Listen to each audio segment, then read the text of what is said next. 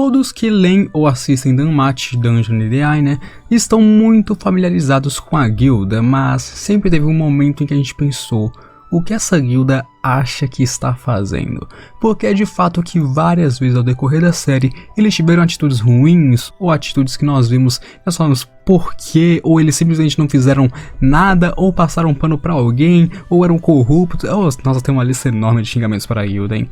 Mas a guilda também não foi sempre assim, sabia? Quer saber tudo sobre a guilda? Quais as melhores partes, as piores partes? Ou seja, a história dela em si, aqui em Dungeon DI? Então assista esse vídeo até o final.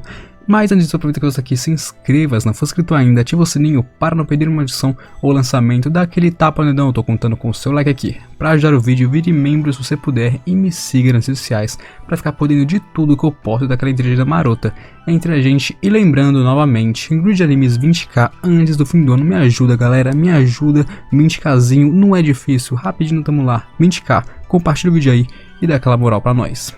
Mas antes de qualquer coisa eu tenho que falar que na guilda de Dungeon DI, a minha parte favorita dela é sem dúvidas a Aina. Aí tem a Rose, aí tem a Misha e tem todas as outras garotas da guilda. Porque meu Deus do céu, a guilda só tem mulher linda. Eu entendo, já li isso, já foi falado na novel que eles usam de mulheres bonitas, né, pra atrair o público e também pra ter uma boa aparência, né, na guilda. Tipo, a guilda ficar em sincronia lá. Eles explicaram na novel, eu não lembro direito corretamente o que é. Mas eu tenho que falar que eu sou apaixonado pela Aina, cara. A Aina é justiça. Muito obrigado por existir, Aina. Muito obrigado. E a guilda é uma organização que administra as famílias em horário, como também provê serviços aos aventureiros e controla a cidade como um todo. Não seria errado que a própria horário é a guilda. E nesse sentido, basicamente eles administram as famílias, tipo, cobra os impostos que precisa dar, dá as missões, obriga elas a fazerem tais coisas e até pune essas famílias, como por exemplo a família Freya foi punida pela guilda a ter que lutar contra a guerra e fazer trabalho voluntário em horário porque eles destruíram a família Star. Ou seja, não é só destruir e ficar suave, tem suas penalidades, embora destruir outra família tinha que ter tido uma pena muito maior do que isso. Só se livraram porque eram realmente a Freya.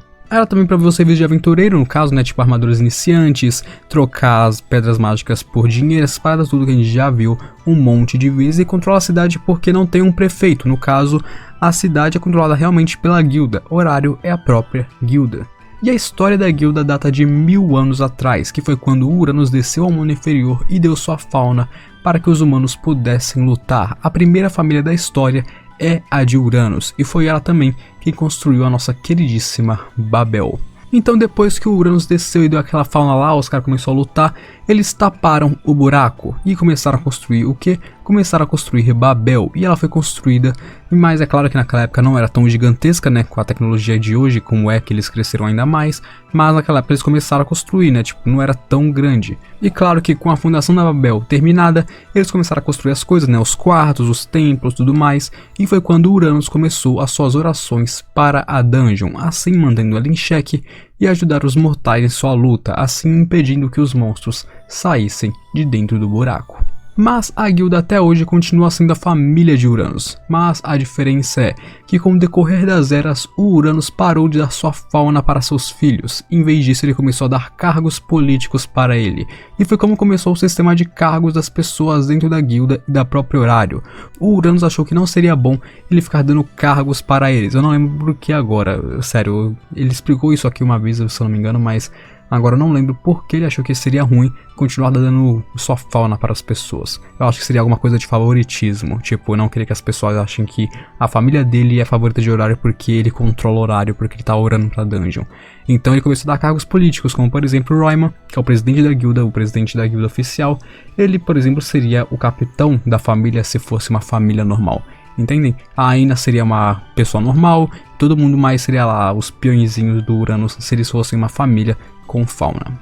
Bom, o edifício principal da guilda é chamado de Panteão e é um grande espaço com balcões para que aventureiros possam conversar com seus conselheiros e tudo mais, né? Aquilo que a gente sempre vê o Bel fazendo com a Aina e tudo mais. Também possui área de câmbio para troca de pedras mágicas e drops por dinheiro, que é como a maior parte dos aventureiros vivem, como eu já falei. E além das salas privadas para conversa de conselheiros e aventureiros, eles também têm uma vasta biblioteca com vários assuntos diversos. Claro que nem todos podem acessá-la, mas é uma biblioteca recheada de coisas muito legais. E o objetivo principal da guilda é cuidar da ameaça dos monstros criados na masmorra. Ela compra as pedras mágicas e drops dos aventureiros para que com isso, além de vender e gerar lucros para a cidade, poderem trabalhar e criar novas armas e invenções que irão ajudar os aventureiros em suas explorações, além claro de encher os bolsos do Royman porque aquele bastardo é um egoísta. A equipe da guilda também tem a função de conselheiro para os aventureiros, sugerindo quais andares ir, quando comprar novos itens, ensinando coisas relacionadas a dungeon, monstros, andares, topografia, muitas outras coisas, que é o que a Ina fez com o nosso queridíssimo Bell, embora nem todos os conselheiros gostem de fazer isso porque é aquilo, eles sabem que os aventureiros vão morrer, então eles não gostam de se apegar aos aventureiros. Isso é uma coisa não dita, uma regra não dita na guilda. Não se apegue a um aventureiro porque ele vai morrer. A Ina é a única trouxa que vai lá e fala, não, o Bell é como se fosse meu irmãozinho, e depois se apaixona por ele. E tirando que a guilda não existe somente em horário, ela tem diversas filiais fora de horário, como por exemplo nós temos a filial em Meren, que é a cidade que fica ao lado de horário, a cidade portuária, e a guilda de Meren supervisiona o porto e as famílias que vivem lá, no caso seria as famílias operárias e as famílias de pescadores, além dos monstros da água também, essas paradas tudo, os produtos que entram e saem em horário também, são tudo passados pela guilda. E voltando para a guilda em horário, embaixo dela existe um templo, no caso seria, embaixo dela não, né, um quarto no subsolo da guilda tem um templo chamado Sala de Oração, que é lá onde Uranus fica para fazer suas orações com sua divindade para manter a dungeon em xeque e evitar que os monstros saiam dela. E a guilda também não cuida só disso que eu falei, que é a corrupção e algumas coisas para ajudar aventureiros, mas eles também cuidam de festivais em horário e de suas defesas também, se bem que nem a guilda que cuida da defesa, né, são as famílias que ela obriga que cuidem, porque como nós vimos quando a Hacker declarou guerra contra o horário, a guilda selecionou algumas famílias e mandou essas famílias irem lá e derrotar o Ares, e aí todo mundo sabe, né, que foi a Loki, a Freya, a Ganesha e algumas outras lá que derrotaram completamente o Ares e ainda fizeram ele se render e pagar indenizações a horário. E bom, voltando aqui no quesito de corrupção, nós vemos que algumas vezes a guilda pode realmente fechar os olhos para as ações da família Freya ou Loki por conta de serem as maiores famílias de horário, mas é exatamente por isso que elas ainda sob horário, né? São as mais fortes e podem fazer o que quiser. E ao mesmo tempo que a guilda é muito corrupta com famílias grandes, ela é extremamente chata com famílias pequenas, cara. Eu juro que a família do Bell só não se fudeu muito nessa vida por causa do Uranus que tá lá passando pano pra ele, porque o Uranus é muito gente boa. Porque, nossa, mano, que guilda maldita, velho. Sério, é o que eu falo, mano. A guilda não presta. E a guilda normalmente não permite que os deuses ou famílias que estão estabelecidas em horário saiam da cidade facilmente, tá ligado? Porque eles não querem que as pessoas que estão na cidade saiam dela ou vão pra outras cidades ou que eles percam poder militar, e é por isso que tem mó burocracia para que algumas pessoas possam sair da cidade e sempre tem que ter metade da família dentro da cidade quando isso acontecer, porque eles não querem que as famílias saiam de lá, eles não querem perder poder e lucros. A guilda, ao mesmo tempo que pensa na prioridade da segurança de horário, também pensa na prioridade da segurança dos seus bolsos. E normalmente quando eles dizem que não quer que as pessoas saiam da cidade, é justamente por causa dos tempos de crise, mas é claramente porque sem aventureiros não tem lucros, e embora a guilda tenha uma história orgulhosa e majestosa em sua luta contra a dungeon, atualmente grande parte dela só pensa em dinheiro, em seus próprios bolsos, como eu já falei 20 vezes nesse vídeo. Mano, é complicado falar da guilda sem falar que os caras é corrupto, é complicado mesmo, nossa, mano. E bom, por último, antes de ir para os funcionários, nós temos que falar que a maior família aliada à guilda é a família Ganesha, sendo que eles cuidam da segurança pública de horário, seus festivais e outros pequenos negócios, porque Ganesha é muito próximo de Uranus. Na verdade, de todos os deuses em horário, Ganesha é o que mais se encontra com Uranus e atende aos seus pedidos.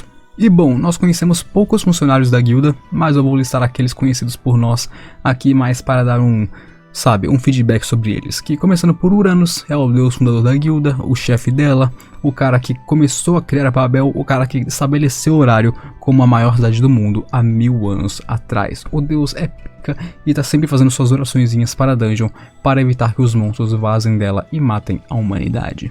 Seguindo-nos para o Fels, que enquanto ele era vivo, ele era um aventureiro de nível 4 e agora é só o ajudante pessoal de Uranus. Ele aceita quaisquer que sejam as ordens de Uranus e, embora se necessário, ele age por conta própria. Ele é um cara muito gente boa, embora também seja um tolo. E bom, ele é poderoso, gente boa, não tenho o que reclamar do Fels, mano, o cara é a lenda. Seguimos para o Royman, que é o chefe da guilda e é um grande gordo elfo corrupto que despreza os outros. Eu odeio esse cara, mano. Ele desprezou a Aina, velho.